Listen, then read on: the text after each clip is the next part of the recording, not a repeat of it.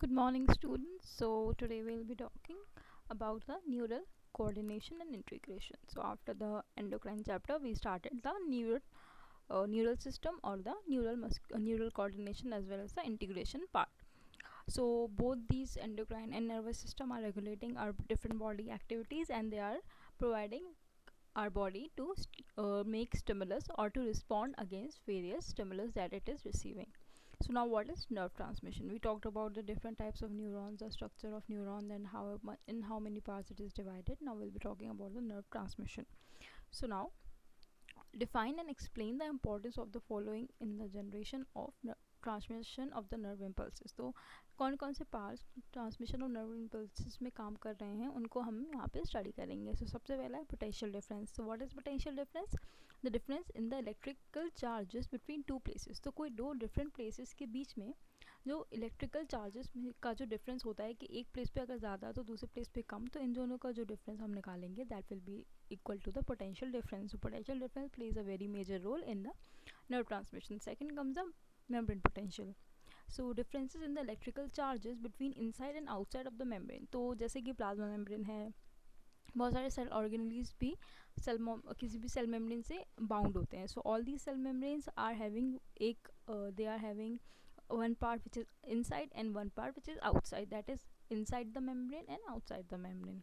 तो इन दोनों outside and inside के बीच में जो भी इलेक्ट्रिकल चार्जेस में डिफरेंस होता है that is called as the membrane potential. Now the resting membrane potential.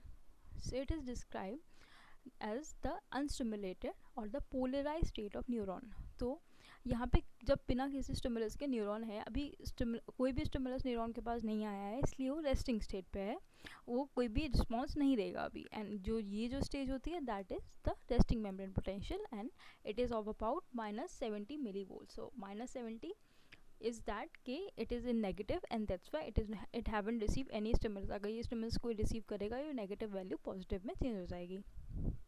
Then the sodium and potassium pump. Sodium and potassium pump work very importantly in the case of nerve transmission. So special protein gates are there in the cell membrane, and that these gates use energy to transport the sodium ions outside and potassium ions inside. तो हमारी body में sodium ion ज़्यादा होते हैं as compare to the potassium ion. So तो एक sodium potassium pump होता है, N A positive K positive pump, that is called as the sodium potassium pump. तो वो क्या काम करता है, सोडियम क्योंकि ज़्यादा है तो उनको बाहर निकालता है और पोटेशियम को अंदर लेता है. So the balance can be maintained. Now the polarization. What is polarization? The situation where the membrane separates a more negative inside from a positive inside. तो अगर कहीं पोटेंशियल डिफरेंस है, मतलब वहाँ पे दो डिफरेंट चार्जेस प्रेजेंट है, इसीलिए उनमें डिफरेंस आ रहा है. अगर एक ही तरह के चार्जेस होंगे तो कोई डिफरेंस आएगा ही नहीं. दैट्स वाई ये पोलराइजेशन क्या होता है, वैसी सिचुएशन जहाँ पे मेम्ब्रेन सेपरेट करता है मोर नेगेटिव इनसाइड को फ्रॉम द पॉजिटिव आउटसाइड. ज़्यादातर जो मेम्ब्रेन्स होती हैं उनमें बाहर पॉजिटिव चार्जेस ज़्यादा होते हैं और अंदर जो होता है वहाँ नेगेटिव चार्जेस ज़्यादा होते हैं, because inside the membrane there is always presence of more anions as compare to the cations. इसीलिए पोलराइजेशन उस सिचुएशन को कहते हैं जब negative inside or outside positive is separated. Then comes some other uh, things that are related with the nerve transmission. Then comes up depolarization. इसमें क्या होता है, हमने पढ़ा था repolarization, अब ये depolarization है. तो यहाँ पे स्टिमुलस अप्लाई होता है. In that the resting membrane potential, वहाँ कोई स्टिमुलस अप्लाई नहीं हुआ था, बट डीपोलराइजेशन में एक स्टिमुलस अप्लाई किया गया है और जो मेम्ब्रेन है now it is more permeable to sodium ions and it floods in reversing the polarization and generating an impulse. तो अभी हमारी बॉडी जो बिना किसी स्टिमुलस के क्या काम करती थी, सोडियम को बाहर भेजने का और पोटेशियम को अंदर लेने का. बट जब स्टिमुलस कोई भी अप्लाई होगा तो ये बॉडी उल्टा काम करेगी, ये सोडियम को अंदर लेना स्टार्ट कर देगी, तो रिवर्स पोलराइजेशन स्टार्ट हो जाएगा और अब कोई इम्पल्स जनरेट होगी. Now what is action potential? Action potential is the rapid polarization and depolarization. तो एक्शन पोटेंशियल कब आता है, जब बहुत जल्दी जल्दी पोलराइजेशन और डीपोलराइजेशन आते हैं. तो इसको हम एक ग्राफ पे प्लॉट कर सकते हैं कि अगर एक्शन पोटेंशियल दिखाना है तो सडनली एक पोलराइज वेव आएगी एंड उसके फौरन बाद ही एक डीपोलराइजिंग वेव आ जाएगी. So this is how the action potential is shown. तो जब भी रैपिड डीपोलराइजेशन और पोलराइजेशन होता है then there is a change in the membrane voltage, और जो वेव्स होती हैं waves of action potentials they move along the nerve fibre from the impulse. तो ये नर्व फाइबर से निकलती हैं और इम्पल्स प्रोवाइड करती हैं। Then comes the refractive period और the refractory period. So this is the axon, and cannot respond to a new stimulus while it is re-establishing the original concentrations of the potassium and iron using the potassium ion pumps in the cell membrane. तो ये वो period होता है जब axon जो होता है वो रिस्पॉन्ड नहीं कर पा रहा है किसी भी न्यू स्टिमुलस को। एंड क्यों नहीं कर पा रहा है? बिकॉज वो अभी भी जो ओरिजिनल कंसनट्रेशन था सोडियम और पोटेशियम का उसको मेंटेन करने में लगा हुआ है, इसलिए वो कोई भी स्टिमुलस को रिसीव नहीं कर पा रहा है। दैट्स वाई इसके कहते हैं रिफ्रैक्टरी पीरियड। तो यहाँ पे कोई भी चेंजेस नहीं आते हैं, कोई भी इम्पल्सेस जनरेट नहीं होते हैं, क्योंकि अभी डीपोलराइजेशन के दौरान जो हमने देखा था कि सोडियम को अंदर लेने लगे थे और पोटेशियम को बाहर, बट जो एक्चुअल स्टेट है वो है सोडियम को बाहर देना और पोटेशियम को अंदर देना। तो क्योंकि डीपोलराइजेशन में ये जो बैलेंस है वो बिगड़ गया, इसको रिफ्रैक्टरी पीरियड में सही करते हैं और इसीलिए इस पीरियड में कोई भी स्टिमुलस रिसीव नहीं हो पाता है by the axon. Then comes the saltatory state or the saltatory condition. It describes the condition of nerve impulses along a myelinated fiber as it jumps from one node of the nerve to the another. So this is faster. तो हमने ये बात की थी in the previous class जब हम different parts के बारे में बात कर रहे थे न्यूरॉन के, कि अनमाइलिनेटेड एंड माइलिनेटेड। जहाँ पे माइलिन शीट प्रेजेंट होती है इट इज़ माइलिनेटेड न्यूरॉन, और जहाँ माइलिन शीट एब्सेंट होती है इट इज़ द अनमाइलिनेटेड। तो जब माइलिन शीट प्रेजेंट है तो वहाँ पे जो नर्व इम्पल्स का जनरेशन है और ट्रांसफ़र है वो बहुत इजीली हो जाता है, क्योंकि वो एब्जॉर्ब हो जाता है कम्प्लीटली, वो किसी भी तरीके से बाहर फ्लो नहीं होता because of the presence of a myelin covering. That's why it is faster in the myelinated as compared to the unmyelinated fibers. All or nothing response. What is this? A new impulse is only generated if the stimulus is greater than the threshold. जो threshold होता है it is the minimum limit. अब नया impulse सिर्फ तभी generate होगा जबकि ये जो स्टिमुलस है वो इतना है कि वो थ्रेशोल्ड वैल्यू को ईजिली पास कर रहा है। हमने फिजिक्स में पढ़ा होगा the threshold value it is the minimum point. तो थ्रेशोल्ड वैल्यू से ऊपर जो स्टिमुलस जाएगा तभी वो कोई इम्पल्स देने की कंडीशंस फुलफिल कर सकता है, otherwise it can not give an impulse if it is not more than the threshold. Once the impulse is generated, the size is the same regardless of the size of the initial stimulus. Now we will see in the diagram how the sodium potassium pumps work in the polarized, depolarized and the repolarized state. सबसे पहले polarized membrane, यहाँ पे there is always a higher sodium outside and it is seen, यहाँ पे sodium जो बाहर वो दिख रहे हैं ज़्यादा, and it is high potassium in the inside. Now negative organic ions यहाँ पे present है. It is not to be considered क्योंकि अभी हम सिर्फ पोटेशियम और सोडियम की बात कर रहे हैं। ये सोडियम पोटेशियम पंप है। ये क्या काम कर रहा है?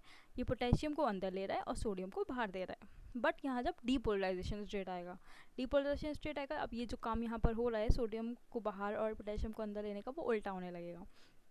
इसीलिए ये एक्साइटेड स्टेट में आ जाएंगे एक्सॉन और ये स्टिमुलस प्रोवाइड करने लगेंगे and then the impulse will be generated. So this is how there is the generation of a nerve impulse. Now the transmission of impulse, एक बार जनरेट तो हो गया, अब इसको हमें अदर बॉडी पार्ट्स तक ट्रांसफ़र भी करना है। तो इसके लिए synapse is a nerve impulse. It is transmitted from one neuron to the another through junctions and these are called as synapse. तो वो junctions जो एक न्यूरॉन्स को दूसरे न्यूरॉन से कनेक्ट करते हैं और एक इम्पल्स को दूसरे न्यूरॉन तक ट्रांसफ़र करते हैं, दे आर दैट पॉइंट और that junctions are called as the synapse and there are two types of synapse, the electrical synapse and the chemical synapse. So transmission of the synapse is myelinated. In the case of myelinated nerve fiber, it's called as saltatory condition because it is faster and it is having no or completely zero loss. But in the case of myelinated nerve fiber, the loss is there and that's why it is not called as a saltatory conduction of the nerve impulse. The electrical signals travel throughout a nervous system. जब भी हमारी body को electrical signal receive करती है तो वो हमारे पूरे नर्वस सिस्टम में फ्लो होता है और वो it carries the information from one place to another. So the nervous system, as we all know, it is made up of nerve cells, or these nerve cells are called as neurons.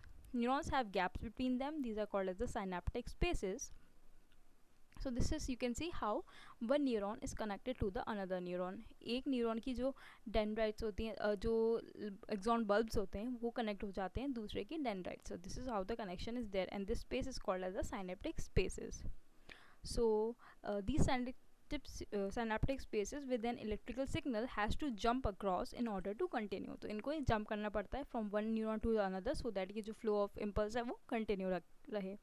In some electrical machinery, electrical signals jump across a tiny gap as a spark. So in our body, कभी कभी we feel that there is some spark generation. कभी कभी बैठे बैठे भी current लगता है. So this is because of that. An electrical impulse is passed by a signal, and these are signals that help in the passage of one signal to the another, one stimulus or one impulse from one neuron to the another, that are called as the neurotransmitters. And the main neurotransmitter in our body is acetylcholine. Now diagrammatically it is shown the synaptic transmission. These are axons and these are the dendrites. तो ये इस पे इन दोनों आपस में connected है. ये synapse है, ये जंक्शन, बिकॉज ये एक न्यूरॉन को दूसरे न्यूरॉन से कनेक्ट कर रहा है.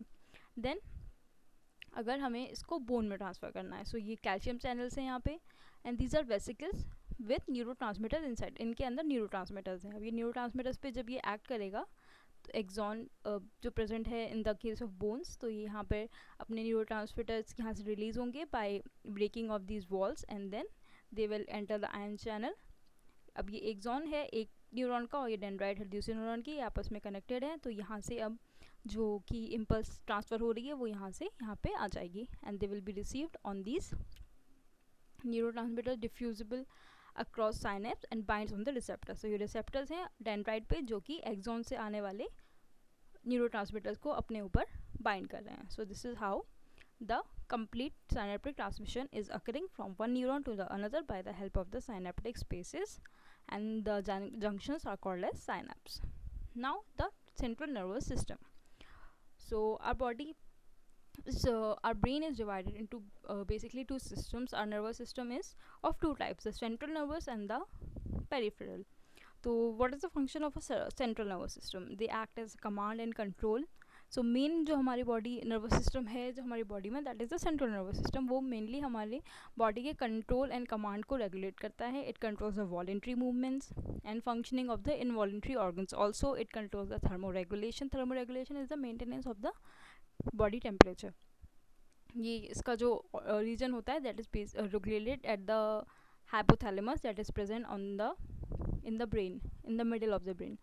Then human behavior is also controlled by the central nervous system. Also site for processing of vision, hearing, speech, memory, intelligence, emotions and thoughts, all this is present in and controlled by the central nervous system. Skull includes in the central nervous system, and cranial meninges, pia, arachnoid and the durometer, all this is a part of the central nervous system. Then brain is also a part of the central nervous system, and it can be divided into main three type parts: the forebrain, midbrain and the hindbrain. तो पहले हम forebrain के बारे में बात करेंगे. The forebrain consists of cerebrum, thalamus and the hypothalamus. This is the human brain. You can see how it is divided into various parts. This is the cerebral cortex. This part, the middle part, is called the corpus callosum. Then this is the thalamus, this is the pons feruli region, this is the spinal cord arising from here, and it goes to the back of our till the back, and it is present in the form of tail in the lower organisms, like in case of lions and all, but in humans it gets degraded after a point of time and it transforms into a spinal cord and having many vertebrae in them. So it is also called as a notochord. So this is the function or the basic features of a chordate. मगर ये जो non chordates होती है उनमें ये tell का form ले लेती है. Then this is the medulla region, uppermost region cortex, this is medulla region. Then this is the cerebellum and the midbrain. Then all this and near the thalamus it is a part is present which is very important part, that is called as the hypothalamus. और ये जो होता है हमारी body में thermoregulation का काम करता है. Then the cerebral cortex, the main functions of it is thought, voluntary movement, language, reasoning, perception. ये सब जो functions होते हैं वो cerebral cortex करता है. Our language is controlled by the cerebral cortex. The reasoning power is also under the control of cerebral cortex. The word cortex comes from the Latin word for bark of a tree. So as we all know, हम bark of a tree और एक region को हम tree के जब हम किसी भी स्टेम या रूट का सेक्शन कटिंग करते हैं तो उसमें कुछ रीजन्स मिलते हैं, uppermost epidermis, then comes the endodermis, फिर कॉर्टेक्स. तो ये कॉर्टेक्स वहीं से लिया गया है. This is because the cortex is a sheet of tissue that makes up the outer layer of the brain. क्योंकि आउटर लेयर ब्रेन का फॉर्म करती है and similar way it is also forming in outer layer in the case of plants, stem and roots also. तो इसीलिए इसको वहाँ से लिया गया है and it is called as the cortex. Then the right and left sides of the cerebral cortex are connected by a thick band of nerve fibers. These are called as the corpus callosum. So cerebral cortex के left और right part को जो connect करने का काम करता है that is done by the corpus callosum. And in higher mammals such as humans, the cerebral cortex looks like it has many bumps and grooves. मतलब उस पर बहुत ज़्यादा it is not straight. It is having some bumps means वो कहीं कहीं पे उठा हुआ है और कहीं कहीं पे it is on the plane. So a bump or a bulge on the cortex, it is called as gyrus and the plural is gyri. So जब एक gyrus के बारे में बात करते हैं तो we are talking about a singular thing, तो that is gyrus. और जब हम अगर हम उसके प्लूरल फॉर्म की बात करेंगे तो gyri. And groove is called as sulcus and the plural for the word is sulci. तो हमारी ब्रेन में कॉर्पस कैलोसम में गायरी और सल्काई प्रेजेंट होते हैं. तो इट इज़ सेड दैट जो मेल्स में होता है the size of the human brain it is larger in male, but ये जो गायरी एंड सल्काई हैं in that are the bumps and the bulges, ये फीमेल्स में ज़्यादा होते हैं. So this is the difference in the brain of male and female. जो gyri and sulci हैं, if they are more in a person, then it is related to more intelligence. Now functional divisions of the cerebral cortex. This is how the cerebral cortex is divided into many regions. ये speech center है. This is the auditory cortex. Then motor association cortex. This is the primary cortex. All these are the different areas into which a cerebral cortex is divided into. Now comes the hypothalamus. It is regulating it is doing the function of thermoregulation, so regulating the body temperature. It is also controlling our emotions, hunger, thirst and circadian rhythms. Circadian rhythms we studied in the case of pineal gland. वहाँ पे जो हमारी biological clock थी, it is regulated by the hypothalamus. So one important function of the hypothalamus is that it is controlling the temperature of the body. Hypothalamus acts as a thermostat by sensing changes in body temperature and then sending out signals to adjust the body temperature. तो ये basically thermostat की तरह काम कर रहा है. Thermostat क्या करता है, ये पहले बाहर का environment जो temperature होता है उसको पहले notice करता है. Then what it do, ये जो जिस भी चीज़ का उससे टेम्परेचर रेगुलेट करना होता है तो पहले वो सेंस करता है आउटर टेम्परेचर, फिर बॉडी को उसी तरीके से उसको मैनिपुलेट करता है so that body acquires that temperature और टेम्परेचर डिफरेंस ज़्यादा ना हो. So this is in the case of homeothermic animal, the warm-blooded animals. So hypothalamus is also controlling our pituitary. Now the hippocampus. It is one part of the limbic system that is important for memory and learning. So hippocampus का mainly function क्या होता है, learning and memory. The limbic system. The limbic system or the limbic areas is a group of structures that includes inner parts of the cerebral hemisphere, the amygdala, the hippocampus etcetera. जो limbic system होता है या कुछ limbic areas present होते हैं, ये बहुत सारे ग्रुप ऑफ स्ट्रक्चर्स होते हैं और इनमें क्या इंक्लूड होता है, inner part of the cerebral hemisphere के जो इनर पार्ट होते हैं वो आते हैं इसमें, द एमिगडाला आता है और हिपोकैम्पस आता है. हिपोकैम्पस मेमोरी और लर्निंग से रिलेटेड है. तो हमारा जो इमोशनल बिहेवियर होता है, वी आर गेटिंग एंग्री और वी आर हैप्पी और whatever we are feeling, whatever the emotion we are feeling, that is controlled by the limbic system. These areas are important for controlling the emotional response to a given situation, and the hippocampus is also important for memory. Limbic system plus hypothalamus are involved in the regulation of sexual behavior, expression of emotional interactions and pleasure, rage, fear. ये सब limbic system के under ही आता है.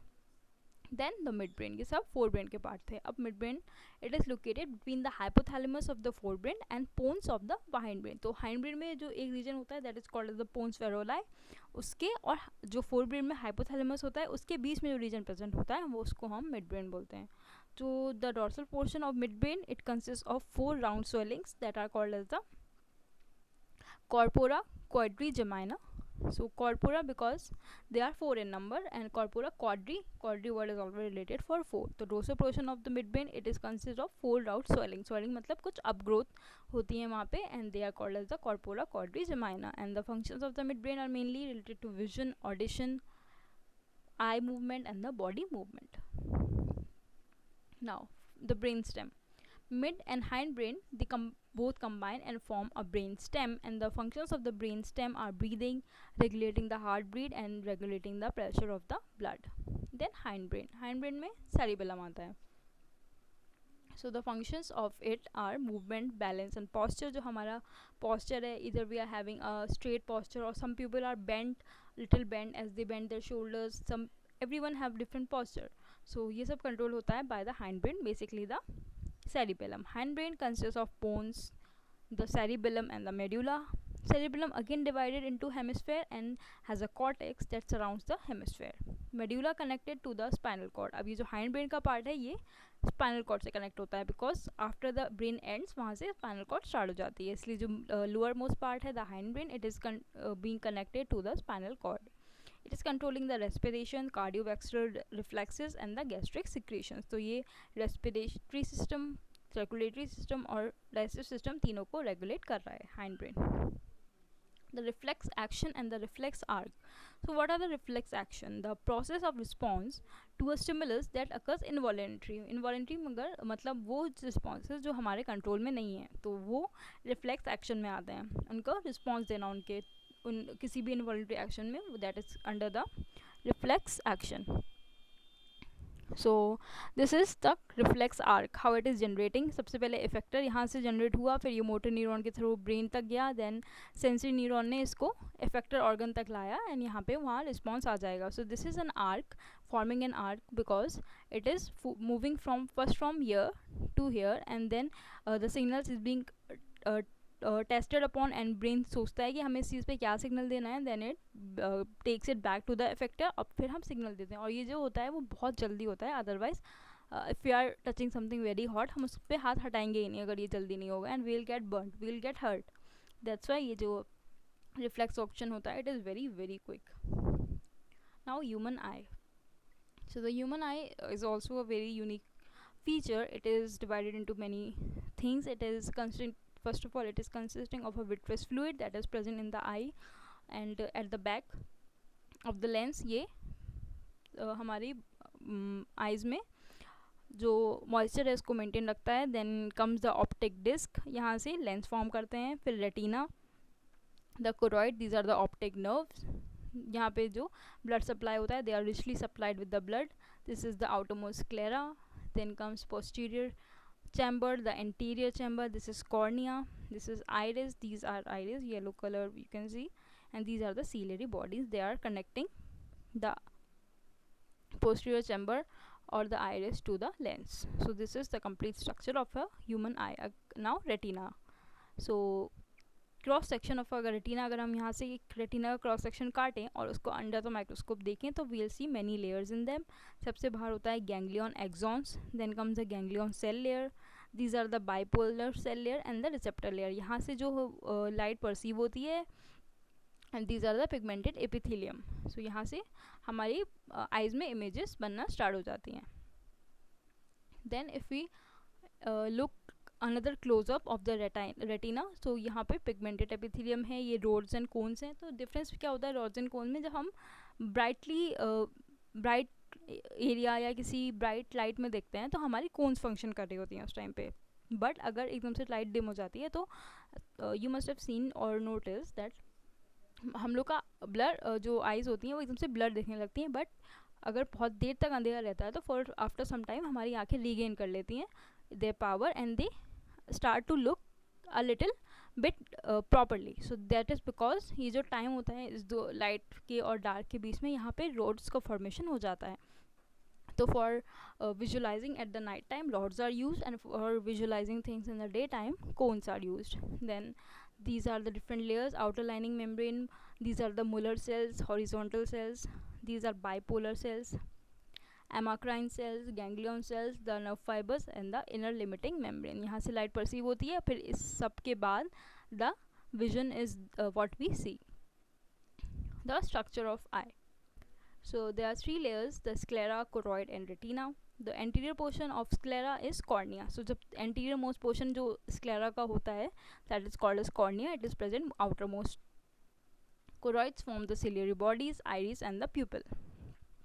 Then retina consists of three layers: the ganglion cells, bipolar cells, and the photoreceptor. Photoreceptor में कौन से आते हैं? Rods and the cone cells.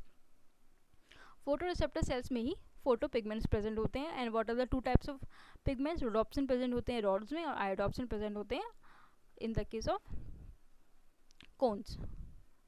There are three types of cones that respond to red, green and blue light. तो कुछ कुछ लोग होते हैं जो कलर ब्लाइंड होते हैं.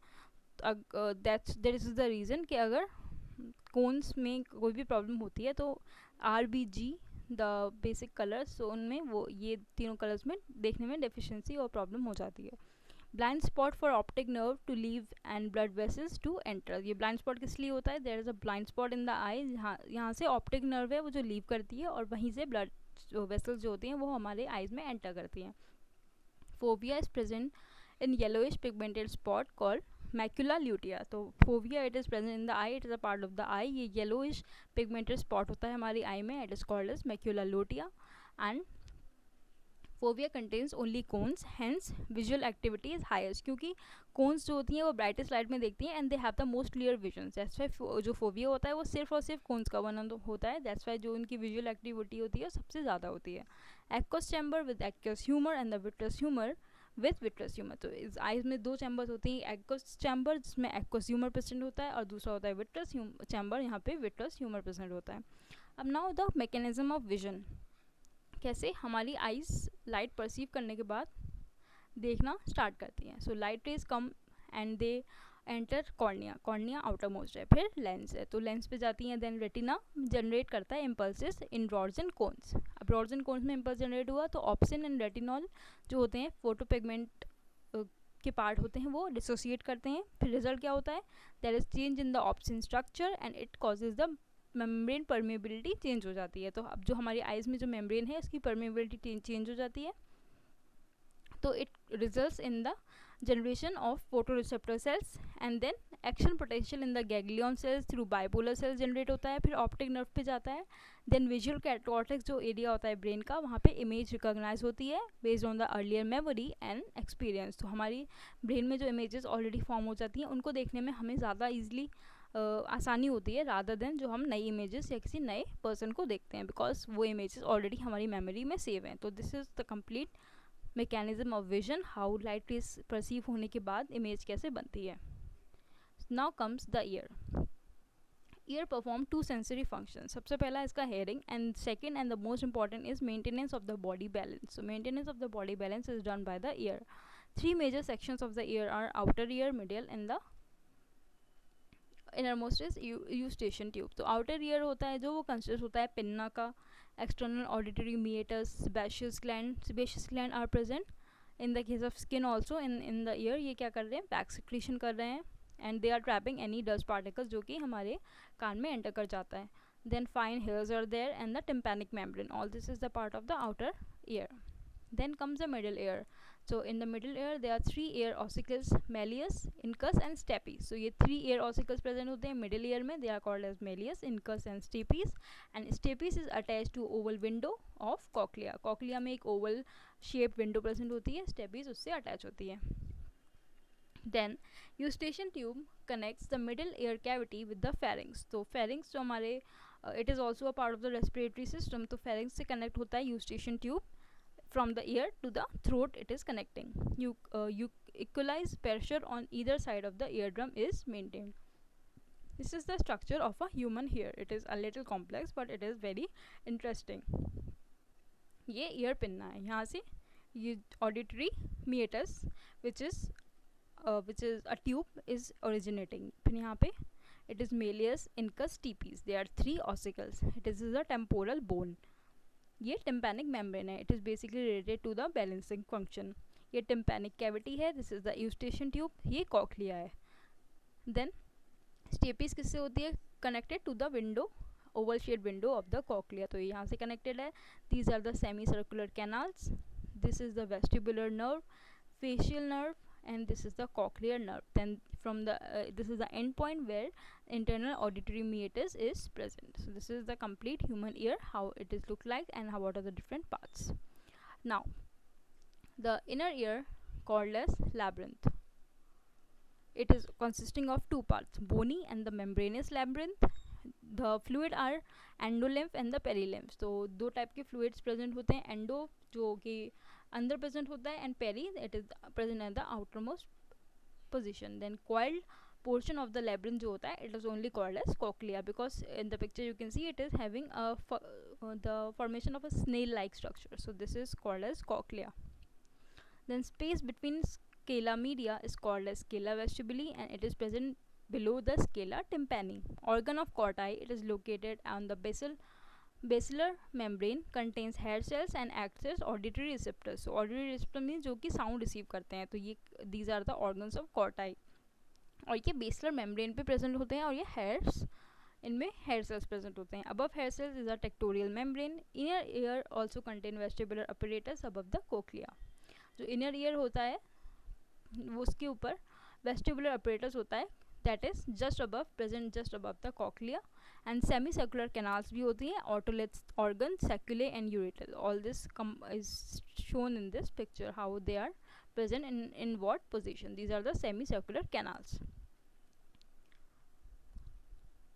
Now again cochlea. Cochlea कैसा अंदर से दिखता है, because we have seen just it's from outside, how does it look like. Now अंदर अगेन कॉकलिया बहुत सारे पार्ट्स में डिवाइडेड होता है. Scala tympani, this is the organ of Corti, and this is the basilar membrane जहाँ पे organ of Corti present होता है. Scala vestibuli. सो अगर हम इसका सेक्शन कटिंग करते हैं तो ये सब हमें देखने को मिलता है. Then projected part of the SC canal is crista ampullaris, and this is having the hair cells. Saculi and the atricle contain a projecting ridge which is called as macula. Cristae and macula are the specific receptors of the vestibular apparatus. They are for maintaining the balance and posture of the body. तो अगर हमारे जो balance maintaining part है वो crista और macula specific receptors जो होते हैं वो करते हैं. Now what is the mechanism of hearing? How we hear? तो जो sound waves होती हैं they are direct to सबसे पहले sound waves enter करती हैं and they are directed towards the ear canal by the pinna. Pinna जो होता है which is a very soft structure and it is mainly made up of the cartilage. तो ये जो sound waves है उनको अंदर जाने में help करता है. फिर जो waves होते हैं they enter the canal and are concentrated and made to strike against the tympanum. अब ये tympanum जो present होता है उस पर ये strike करती हैं like a gong if we say. तो वहाँ पे strike करेंगी तो vibration produce होंगी, और ये जो vibration produce होंगी they are picked up by the malleus on the other side. Then these vibrations malleus से transmitted हो जाती हैं to the fenestra ovalis via the incus and the stapes. जो 3 ossicles हैं उनमें से 2 ये function करती हैं to transmit the vibrations. Vibrations then strike the oval window. Oval window कहाँ present थी? Cochlea पे, and then it is amplified 22 times more than those that struck the tympanum. तो tympanum पे जो struck होके जो vibration produce हुआ था उससे 22 times ज़्यादा produce होता है अब जब ये amplify होके oval window पे लगती हैं. Then these vibrations travel along the vestibular canal to the end of the cochlea. अभी vestibular canal जो present था उससे travel होके cochlea तक जाएंगी and then tympanic canal पे. Now these vibrations are also transmitted by the Reisner's in the diagram you can see the Reisner's membrane. यहाँ पे cochlea के अंदर जो Reisner's membrane होता है वहाँ पर भी जाती हैं ये, and basilar membrane पे transfer होके again they go to the tympanic canal. From the basilar membrane, vibrations are picked up by the sensory hair cells of the organ of Corti and transmitted as action potentials to the neurons. अब neurons पे transfer हो जाती हैं ये, and they move to the auditory nerve fibers. So optic nerve fibers they are for the vision, and auditory nerve fibers they are for hearing. Action potentials are then transmitted as the nerve impulses to the auditory cortex of the brain through the auditory nerve. तो action potential ये जो generate हुए हैं by the transmission of the sensory hair cells of organ corti, ये nerve impulse form करते हैं auditory cortex पे and brain. Now they move through the auditory nerve और यहाँ से ये sound हमें सुनाई देता है. This is the complete mechanism how we hear. So here we end with this chapter, the neural integration. In the next class we will start with the excretion which is I think the last part or the last chapter of the human physiology. Then we'll continue with the next unit, that is cell division.